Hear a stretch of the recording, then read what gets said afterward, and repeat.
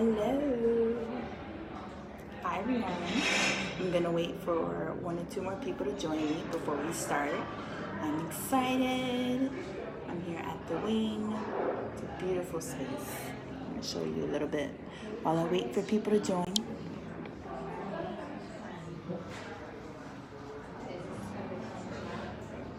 Look at that. Isn't that awesome? Oh, that's so creative.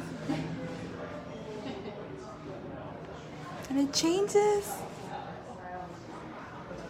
And this beautiful artwork. Hello, one person. Beautiful plants. So here we are. Welcome to Living in Color. My name is Christina. I am excited to be here to speak with you all, to just share a little bit about what's going on in my life, what I'm doing, what I'm managing. I'm going to do my best to speak loud. I know it's a little loud in here, but let me know if you can hear me. So this week's topic is grief and loss.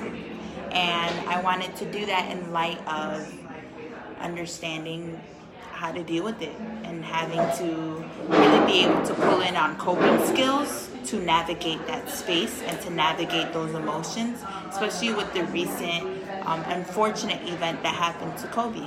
And I know I've seen it everywhere on my Instagram, on my Facebook, on my Twitter, that a lot of people are having a hard time just dealing with it and getting triggered in this moment. And so I just wanted to be able to jump in and provide a little bit of resources on how to manage those tough emotions.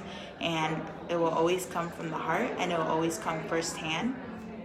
And so grief and loss is something that I've experienced a lot, and in very non-traditional ways. So for me, I consider a couple of grief and loss not on whether they're alive or dead, but really on a spectrum, right? So if you think about it in this sense, I'm getting worked up, I feel it.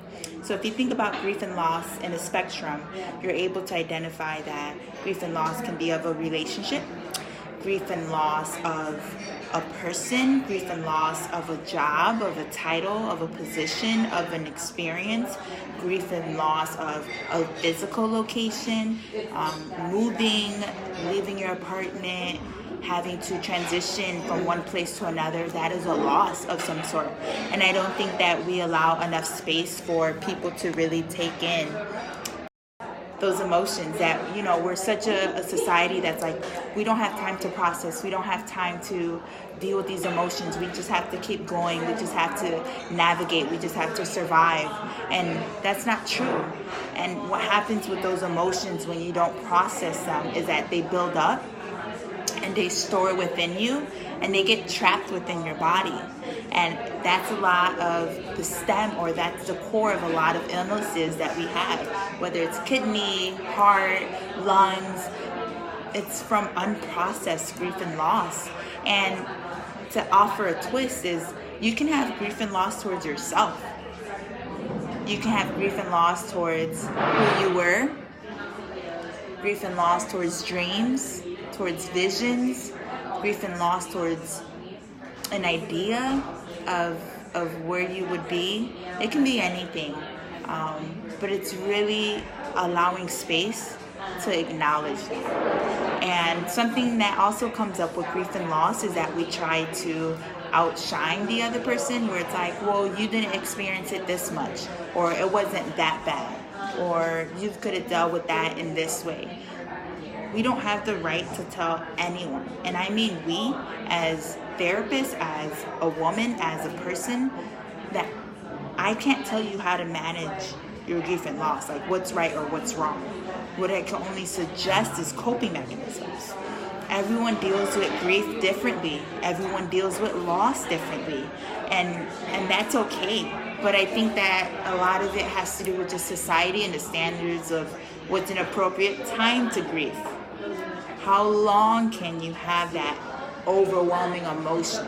Like, it's supposed to be stages. Like, it's supposed to be, okay, it happens, you go to the funeral, you pay your respects, we move on. That's not true. It can take one person to process grief maybe 1 week to get over a situation or a loss or a person or a thing. And it can take someone 7 years to get over something that's similar. And there's no right or wrong. Both of them are okay. You can handle grief in your own way. But it's also different from dwelling in it.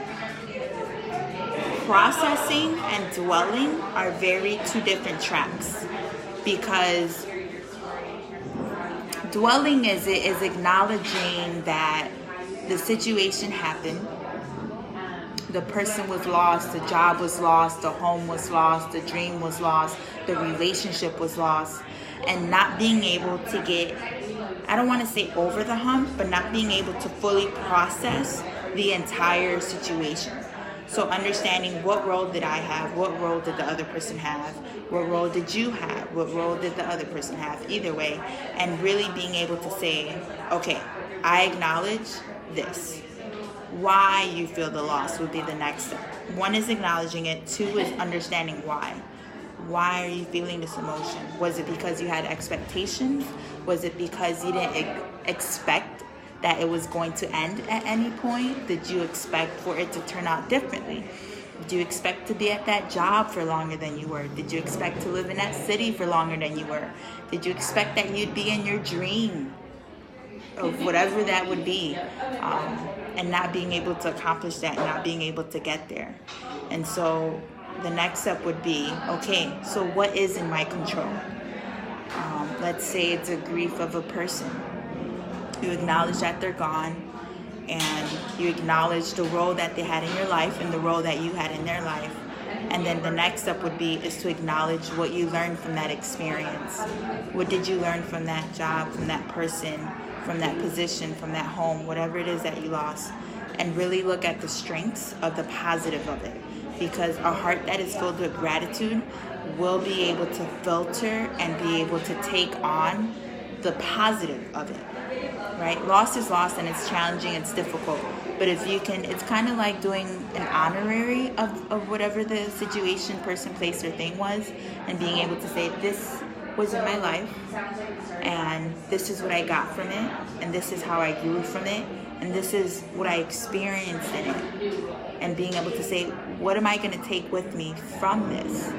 As opposed to, I'm not going to acknowledge that they're gone, or I'm going to pretend like nothing happened. But really being able to sit with it.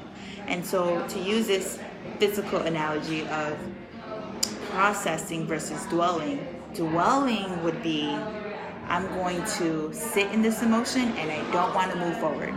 I don't want to accept that it's gone. I don't want to accept that it's a transition. I don't want to accept that I don't have the one thing that I have.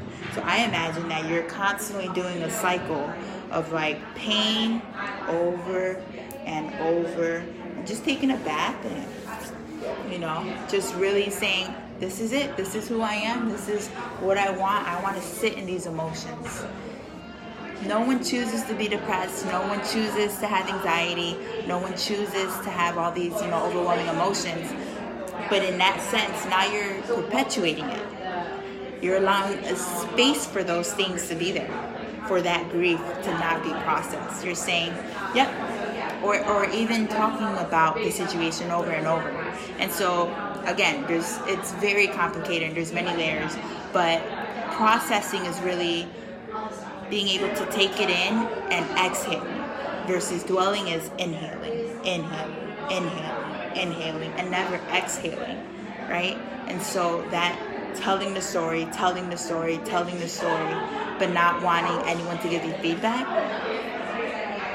that's dwelling.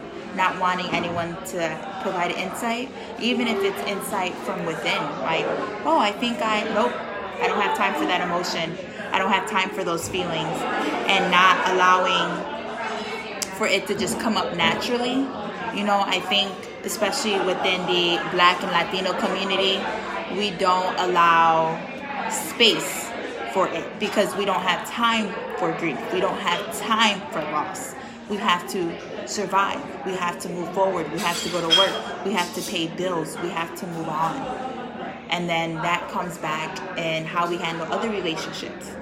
when we get triggered and we experience a loss again, whether it's a person, place, or job, it triggers it, and then it brings everything up. But now it's not just the current situation, but now you're being triggered from your past situation. So imagine that you have a basket, and every time you experience grief or loss, it's like, okay, one little thing, it could be whatever, adding and adding and adding. Your basket can only get so full until it breaks, right? And with the resilience that we have within the Black and Latino community, we're able to hold the basket a lot longer than a lot of other people. And it's a strength, but it's also the one thing that can be a hindrance to us, because going with this analogy of the basket, we're filling, and we're having kids and we're teaching them fill. We don't have time to stop. We just have to survive. Take your basket with you. And then when it breaks, we don't know how to deal with it. But if we would have been able to, like, okay, I put this one thing out, I'm going to take this one thing out. So it's an even exchange. I feel this emotion and I release this. I feel this and I release this, so that it's balanced. It's easier said than done. And I say this from firsthand experience, that it is a challenge to really be able to process grief and loss, and to really just allow yourself to accept it, depending on how dear that relationship or situation was. And I just encourage you to really try to provide a space to allow those emotions to come up naturally and to express them. Knowing that you're processing doesn't mean that you're denying or forgetting that person.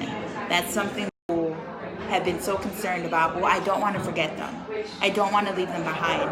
I don't want to act like they're not alive. I don't want to act like the impact that they had in our lives wasn't that great. It's okay. It's okay. It's okay. Let me validate that. Just because you're processing them doesn't mean that you're forgetting them. You're not forgetting the situation. You're not forgetting the person, the place. But look at it as a learning experience. What can I do to deal with this and to honor them in my lifestyle? Not just that moment, not at the funeral, not, whenever you lose it, but to really say, this was so great in my life that I want to take it with me and help it build me to be the next person that I'm going to be at the next level, right? So accepting that grief, expecting that trauma, that loss, and saying, this is what I learned. I thank that person, I thank that experience, and I'm going to use this as fuel to get to the next level. A lot of you have known that in my journey in life, it's been very challenging, and I've experienced a lot of loss. I've experienced loss of a home when I moved from Miami. I experienced loss of a job because I wouldn't take a job that wanted me to commit insurance fraud in Florida, and me, standing my ground and saying, I'm not going to be unethical. This is not right. What you're doing is wrong. And suffering the consequences of not having a job. And also relationships in my life, I've experienced a lot of loss as far as the dynamics changing. So the person may still be there, but it's not the same as it used to be. And really being able to allow space in your relationships to say, hey, I feel something changing. Is everything okay? I feel something shifting. Or is something going on with you? Something going on with me? And really being able to allow space for that conversation, because we have so many loose connections with people that because we don't want to let go of the idea of them, or better yet, you don't want to let go of the emotion that person gives you, that you allow, even if it's by a thread, even if it's a dangle, you will hold them on. You will hold on to them, sorry. And what does that do to you in the long run? What does that do to your mind? What does it do to your heart? What does that do to you in your physical state? It hinders you, and it doesn't allow you to advance to the next level. And so just to review again, acknowledging the loss, experiencing the grief, feeling it, giving it a space in your basket to live, but knowing that you also have to release and give out. Guys, it's tough. I have a lot of close friends around me who just, a lot of homicides, their family members being shot, people coming up missing, a lot of people who are losing jobs or dreams or ideas, and really being able to provide a space for them as a person, not as a therapist, but as a friend. Like, talk to me. Tell me what you're feeling. Tell me how angry you are. Tell me how injustice is. How can I hold your hand through this process? How can I be here with you? And encouraging them to find their own way of expressing that. Whether, of course, I'm going to advocate for the arts, but whether it's writing, whether it's journaling. I have a cousin, Judy, shout out Judy, who takes walks like on a labyrinth. That's what's healing for her to meditate and to set an intention and to just walk on her own path. I know a lot of people like hiking and going outside in nature. Find what helps you and do it to the best of your ability. The Latino and Black community experience a lot of grief and loss. I think more than any other community. This can go back to slavery. This can go back, families being ripped apart, being ripped away from their homes, being ripped away from their country. That's internalized, and that's generational trauma that we're carrying. So the next time that someone experiences grief and loss, remember that it's not just what they're feeling in the moment from that person, but it's also their ancestors from long, long ago, and it's bringing up how they dealt with it. And we have to be the generation that stops it, to find positive coping skills, not alcohol, not drugs, not substance, not gambling, anything like that, but really being able to say, hey, I feel this is what's going on, I'm mad, I'm upset, and let me talk to you about it. We need to talk to each other more. We tweet each other, we leave comments, we double tap, we like, but are we really present in our friendships, in our relationships, in our family? Do we really hear them? And so that's what I have for you today.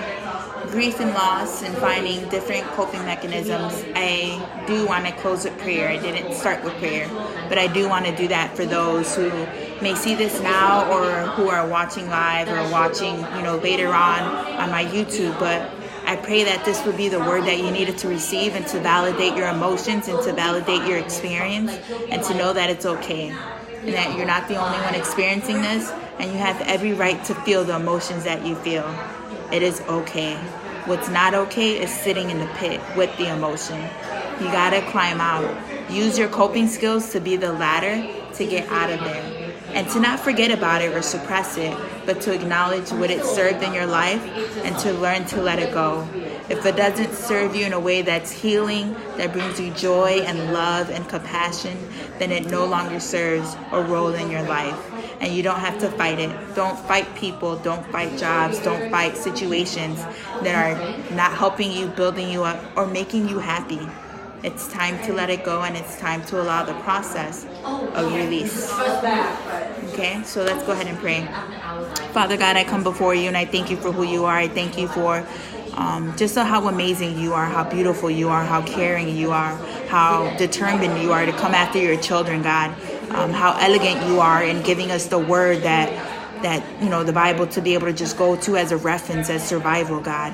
I give you just all the glory and all the praise for the things that you're doing in everyone's life who is watching this right now. I pray that you be their ever-present help, that you would send Jesus to be able to comfort them, to let them know that they are not alone, that they are not forgotten about, and that they are not abandoned, God. I know that you are a good God and you are not malicious and you allow certain things to happen for a reason. I pray in particular for those who have experienced grief and loss towards themselves, loss towards themselves, whether it's ideas, whether it's dreams, whether it's maybe going to school, maybe having a family, maybe moving, whatever it is, that they will be able to process it and to know that it's not the end and that they are able to have a future, God. I pray for healing in our nation, healing as a country, just so much gunshots and so much, loss of to the guns and violence and fighting and abuse, God.